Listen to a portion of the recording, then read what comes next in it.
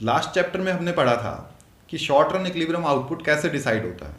जहाँ पर aggregate supply और एग्रीगेट डिमांड बराबर होते हैं वहीं पर short run equilibrium output decide हो जाता है। लेकिन ये ज़रूरी नहीं है कि एग्रीगेट डिमांड और एग्रीगेट सप्लाई हमेशा फुल एम्प्लॉयमेंट पे ही इक्वल हो।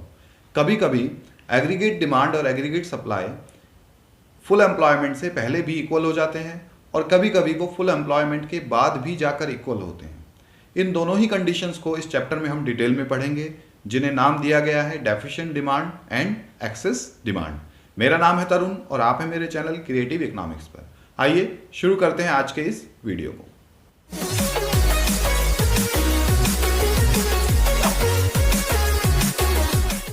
तो सबसे पहले तो हम इस वीडियो में कुछ बेसिक टर्म्स पढ़ेंगे इस चैप्टर से रिलेटेड।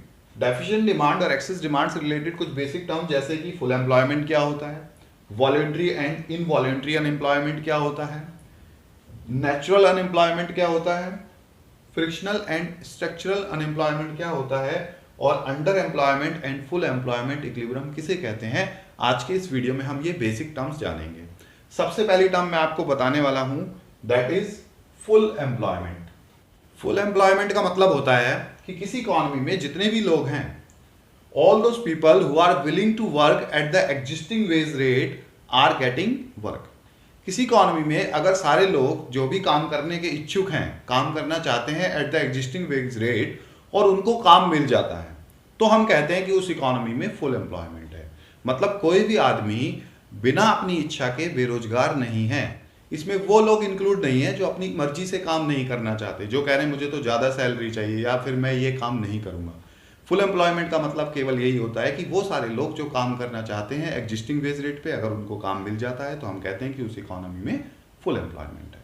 उसके बाद आता है voluntary and involuntary unemployment. Voluntary unemployment का मतलब होता है जब कोई इंसान अपनी मर्जी से बेरोजगार है, मतलब उसको काम मिल रहा है बट ही और she is unemployed due to his wish. वो अपनी मर्जी से काम करना नहीं चाहता, उसने कह दिया कि या तो मेरे को इतने वेज रेट पे काम नहीं करना या मुझे ये काम ही नहीं करना। इस तरह के जो बेरोजगार लोग होते हैं उसे हम कहते हैं वॉलंटरी अनएम्प्लॉयड। दूसरी तरह के होते हैं इनवॉलंटरी, जो रियल में अनएम्प्लॉयड होते हैं। ये लोग दे आर डिमांडिंग वर्क, वो काम की डिमांड तो कर रहे हैं but they are not getting work. इस तरह के पीपल को हम क्या कहते हैं, इनवॉलंटरी अनएम्प्लॉयमेंट। ठीक है, और इसी को इकोनॉमिक्स में हम रियल अनएम्प्लॉयमेंट मानते हैं। इसको अनएम्प्लॉयमेंट की कैटेगरी में शामिल नहीं करते हैं, वॉलंटरी वाले को। ठीक है, नेक्स्ट आता है फ्रिक्शनल एंड स्ट्रक्चरल अनएम्प्लॉयमेंट। इन दोनों को मिलाकर के हम नेचुरल अनएम्प्लॉयमेंट बोलते हैं। दोनों को ऐड करके क्या बोलते हैं, नेचुरल रेट ऑफ अनएम्प्लॉयमेंट। तो फ्रिक्शनल अनएम्प्लॉयमेंट का मतलब क्या होता है, जब किसी इकोनॉमी में डायनामिक चेंजेस होते हैं जॉब्स में, तो लोग कुछ टाइम के लिए बेरोजगार रह सकते हैं, 1 महीने 2 महीने 3 महीने 6 महीने साल भर के लिए। For example shortage of power supply है कि कंपनी में आज पावर सप्लाई की कमी है, लेबर कुछ टाइम के लिए बेरोजगार हो गई, या फिर शॉर्टेज ऑफ रॉ मटेरियल की कमी की वजह से कई बार लेबर को वापस लौटा दिया जाता है काम से। स्ट्राइक्स एंड लॉकआउट्स की वजह से फैक्ट्री में कोई हड़ताल हो गई, तालाबंदी हो गई, है ना। इस वजह से लोग कुछ समय के लिए, महीने 10 दिन 6 महीने बेरोजगार रह सकते हैं। उसे हम कहते हैं फ्रिक्शनल अनएम्प्लॉयमेंट। मतलब इतना बेरोजगार तो हर कंट्री में होता ही है।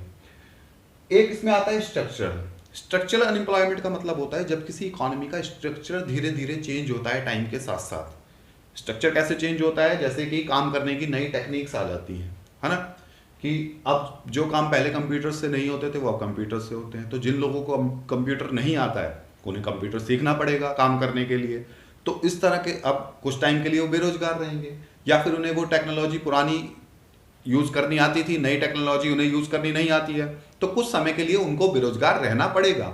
इस तरह के अनएम्प्लॉयमेंट को, जो किसी इकोनॉमी में स्ट्रक्चर चेंज होने से जॉब्स का या इंडस्ट्री का, कोई इंडस्ट्री बिल्कुल बंद हो गई, जैसे आज हम बात करें कैंडल इंडस्ट्री की या कैंडल फैक्ट्रीज की, बंद हो गई है, तो वहां जो लेबर काम करती थी अब उन्हें कोई और काम सीखना पड़ेगा, दूसरा काम ढूंढना पड़ेगा, तो कुछ टाइम के लिए उन्हें बेरोजगार रहना पड़ेगा। इस तरह के अनएम्प्लॉयमेंट को हम क्या कहते हैं, स्ट्रक्चरल अनएम्प्लॉयमेंट। इन दोनों को मिला के, फ्रिक्शनल और स्ट्रक्चरल, इन दोनों को मिला के हम क्या कहते हैं, नेचुरल रेट ऑफ अनएम्प्लॉयमेंट। और किसी इकोनॉमी में जब फुल एम्प्लॉयमेंट भी होता है तब भी इतनी बेरोजगारी तो होती ही है, नेचुरल वाला तो होता ही है। इसलिए क्वेश्चन आता है कई बार एग्जाम में, full employment does not mean zero unemployment. Full employment का मतलब जीरो अनएम्प्लॉयमेंट नहीं होता है। फुल एम्प्लॉयमेंट के टाइम पे भी ये दो तरह की बेरोजगारी तो उस इकोनॉमी में होंगी ही। कौन कौन सी दो तरह की? एक तो फ्रिक्शनल और दूसरी स्ट्रक्चरल। तो full employment does not mean zero unemployment, ये बात आपको याद रखनी है, ठीक है। और लास्ट बेसिक कंसेप्ट है full employment equilibrium and under employment equilibrium. यहीं से हमारा चैप्टर स्टार्ट होगा, जो कि मैं नेक्स्ट वीडियो में आपको बताऊंगा भी डायग्राम की हेल्प से। लेकिन अभी आपको क्या समझना है कि फुल एम्प्लॉयमेंट इक्विलिब्रियम कौन सा होता है? इक्विलिब्रियम का मतलब है जहां पर एग्रीगेट सप्लाई और एग्रीगेट डिमांड बराबर हो। अब फुल एम्प्लॉयमेंट इक्विलिब्रियम का मतलब है कि जब किसी इकोनॉमी में एग्रीगेट डिमांड और एग्रीगेट सप्लाई बराबर हो जाए और साथ साथ वहां पर फुल एम्प्लॉयमेंट भी हो, मतलब सारे रिसोर्सेज को काम भी मिल रहा हो, सारे लोगों को काम मिल रहा हो, कोई भी रिसोर्सेज बेरोजगार ना हो इकोनॉमी का, तो हम उसे क्या कहते हैं? Full employment equilibrium. Under employment equilibrium क्या होता है? When aggregate supply is equal to aggregate demand and all the resources are not getting employment, मतलब there are some resources which are unemployed, कुछ resources ऐसे हैं इकोनॉमी में जो कि unemployed हैं। इस तरह के इक्विलिब्रियम को हम क्या कहेंगे? अंडर एम्प्लॉयमेंट इक्विलिब्रियम, ठीक है। कि जब किसी इकोनॉमी में एग्रीगेट सप्लाई और एग्रीगेट डिमांड तो बराबर हो गए, लेकिन सारे रिसोर्सेज को, सारे लोगों को काम नहीं मिल पा रहा है, उस इक्विलिब्रियम को हम क्या बोलते हैं? Under employment equilibrium. Next video में डिटेल में डिस्कस करेंगे। अगर वीडियो अच्छा लगा है तो लाइक का बटन प्रेस करिए, चैनल को अभी तक सब्सक्राइब नहीं किया है तो जल्दी से जल्दी सब्सक्राइब करिए, जिससे आपको लेटेस्ट इन्फॉर्मेशन मिल सके। Thank you.